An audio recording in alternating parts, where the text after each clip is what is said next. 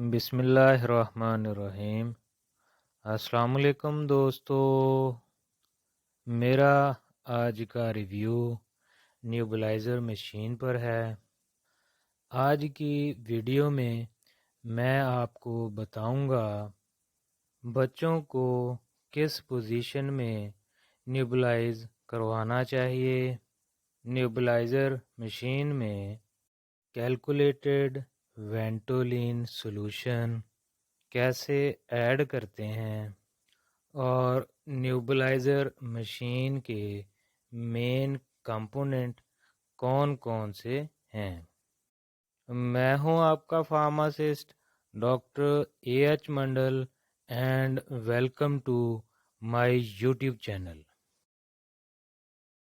جی تو دوستو، nebuliser machine کے مین کمپوننٹ میں شامل ہے سب سے پہلے medicine cup, top piece, mask, thin plastic tube and compressor. جی تو دوستو، اب میں آپ کو بتاؤں گا کہ وینٹولین سولوشن یا کوئی اور میڈیسن فار نیوبلائزیشن نیوبلائزر مشین میں کیسے ایڈ کرتے ہیں۔ جیسا کہ آپ کو معلوم ہوگا، میں نے اپنی پہلی ویڈیو میں وینٹولین سولوشن کی جسمانی وزن کے مطابق ڈوز بتائی تھی۔ اس ویڈیو کا اوپر آئی بٹن میں لنک موجود ہے، آپ وہ والی ویڈیو اب بھی دیکھ سکتے ہیں اگر آپ نے پہلے نہیں دیکھی۔ جی تو سب سے پہلے ہم تقریباً 3 cc normal saline medicine cup میں ڈالیں گے۔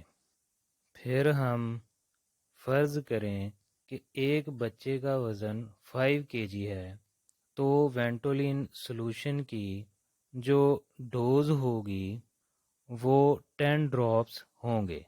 اب ہم 10 ڈراپس اس میڈیسنل کپ میں ڈالیں گے۔ اس کے بعد میڈیسن کپ کو ٹاپ پیس سے کور کر دیں گے۔ اس کے بعد تھن پلاسٹک ٹیوب کے ایک سرے کو کمپریسر سے کنیکٹ کریں گے، جبکہ جو دوسرا سرا ہوگا وہ آپ ویڈیو میں دیکھ بھی رہے ہیں، میڈیسنل کپ کے ساتھ آلریڈی کنیکٹڈ ہے۔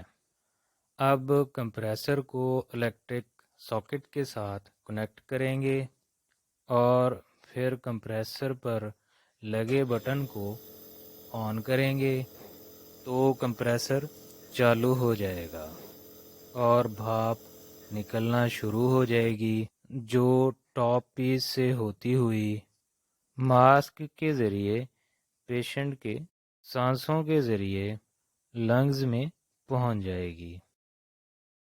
اچھا تو دوستو، اب سوال یہ پیدا ہوتا ہے کہ ماسک کو بچوں میں کس پوزیشن میں لگائیں تاکہ میڈیسن پراپر طریقے سے لنگز میں پہنچے اور میکسیمم تھیراپیوٹک ایفیکیسی حاصل کی جا سکے۔ اس کے لیے موسٹ امپورٹنٹ چیز، بچے کو ہمیشہ اپ رائٹ پوزیشن میں رکھیں، ماسک کو نوز پر اچھی طرح فکس کریں تاکہ بھاپ ماسک سے نکل کر آنکھوں میں نہ جائے، وگرنہ بچوں کی آنکھوں میں خارش اور پانی کا آنا شروع ہو سکتا ہے، جس کی وجہ سے بچے بے چینی فیل کرتے ہیں، جس کی وجہ سے نیوبلائزیشن کا پروسیجر انکمپلیٹ رہ جاتا ہے۔ آج کے لیے بس اتنا ہی۔ ویڈیو دیکھنے کا بہت شکریہ۔ اپنا خیال رکھیے گا۔ اللہ حافظ.